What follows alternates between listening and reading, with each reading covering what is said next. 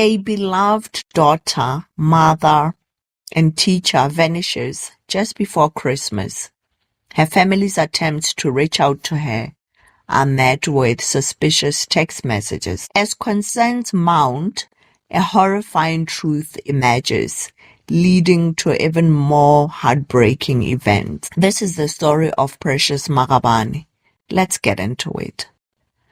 Precious Magabane was born on the 18th of June 1986 at a village outside Burgersfort called Ramatlokwane in the Limpopo province. At the time of her death, Precious was 33 years old, and she was a loving mother of two, a daughter, a sister, and a dedicated teacher, teaching grade 3 at a school also located outside Burgersfort. On the 23rd of December 2018, Precious left home saying she was going to a church service, and she was not heard from after that. Her family tried to contact her, but they could not find her.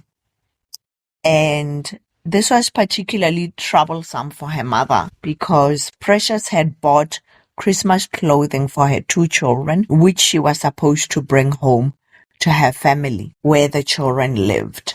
And they wondered, it is 2 days before Christmas, where could she be that was so important? And sometime later, they received a text message from her saying that she was fine and that she would come and bring the Christmas clothes.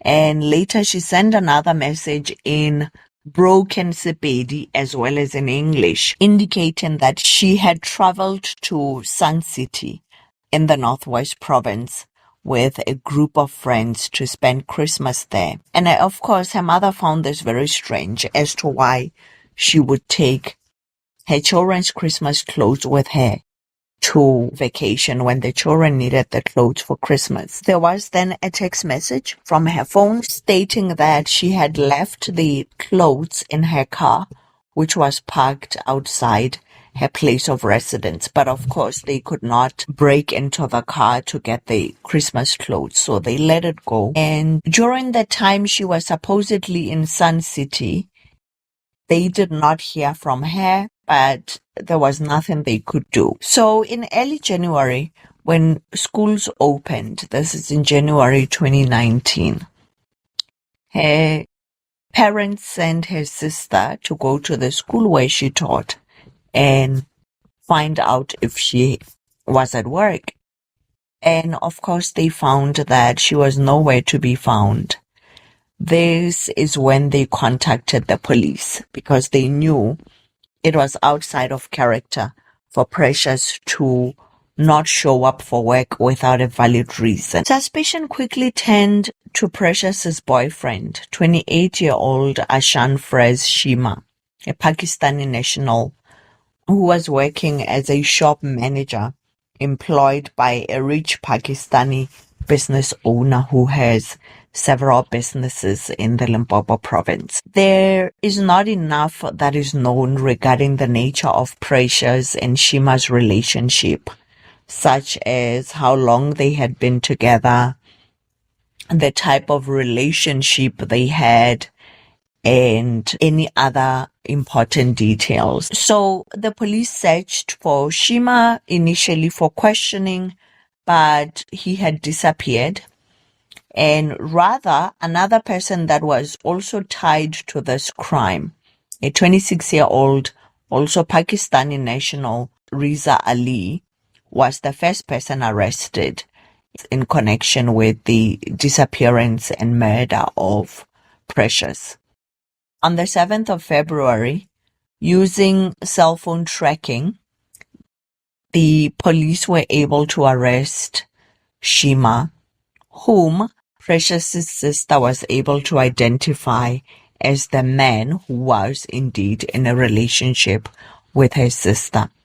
Precious's cell phone as well as her other items were found in Shima's possession when he was arrested. Ali, the accomplice, cooperated with police, informing them that he did not take part in the murder of Precious, but rather Shima contacted him on the 23rd, telling him that Precious had come to his place and they had gotten into an argument, and he took out a knife and attacked and took her life. It was discovered during the investigation that following the murder, Shima dismembered the body of Precious, and then he called Ali. This is how Ali became involved in the crime. He contacted Ali, informing him of the argument and the murder, and instructed him to bring 5 refuse bags to his place. Upon Ali getting there, Shima took the plastic bags and Ali says he left. Shima then proceeded to place different parts of the deceased's body into the plastic bags, and he drove around the area of Burgersfort, including mountainous areas, disposing of the body parts. Ali says Shima then called him again, and this time, this was a couple of days later, he called him again saying, I need you to come with me to go to a sports ground in the area to bury other parts of the body that were not disposed of in the plastic bags. Ali went with Shima, and when they got to the sports ground and dug up a shallow grave, in the plastic bag was the head and hands of the deceased, which they buried in the sports ground. Ali testified that Shima threatened to kill him and dismember him as well if he told anyone about this crime. So upon giving his statement to the police, Ali took them to the sports ground where the remains were found. And of course, much of the remains were not found because, as you know, there were certain body parts that were buried there, while the rest were discarded all over the area of Burgersfort and surrounds. During the trial, which began in early 2022, Ali turned state witness and the charges against him were dropped. If you are intrigued by my storytelling, please like this video to ensure that it reaches more people. In addition, please consider subscribing to this channel if you haven't yet. So as you can imagine, Precious's family was devastated, not only by the reality that they had lost their daughter in such a brutal manner, but also that her body parts were discarded like trash. Her mother commented that it's not even a quarter of her child, and her family refused to proceed with a funeral for her, insisting rather that the police should find the rest of her remains before the family can have a funeral. O bolokang ka gore se ba mpotsa go maphodisa ka se kota ya mmele wa ngwanaka. But despite the efforts, 2 years passed and there were no further discoveries. So in November 2020, which was a year and 11 months after the murder of Precious, her family, realizing that there was no hope in finding the rest of the deceased remains, her family decided that they would proceed with the funeral. And they started with funeral arrangements. However, when they sent their undertakers to the government mortuary in Limpopo, they were met with another devastating blow. Precious's remains had been stolen.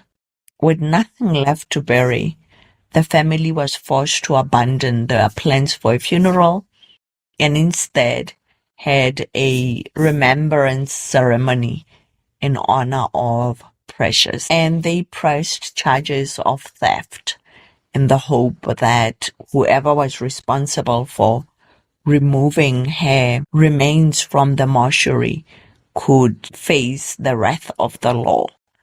However, there is no information currently which suggests that between 2020 and now in 2025, anyone has ever been arrested or tried for the theft of Precious's remains from the government mortuary. So Shima pled not guilty, and throughout the entire trial in 2022 was very unremorseful and arrogant, including firing his defense team 7 times. So he had 7 different defense teams which he fired, and ended up representing himself in court. Unfortunately, there is no footage available from that trial. I would have shared it here. The court found Shima guilty of murder, of defeating the ends of justice, and some other charges even included theft. The fact that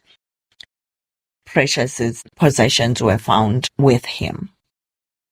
And Shima was sentenced to life in prison. And that is it for today's case. What are your thoughts on this devastating story? Please share them in the comments section. Thank you so much. And remember to like this video and consider subscribing to the channel. Thank you, and I hope to see you in the next one.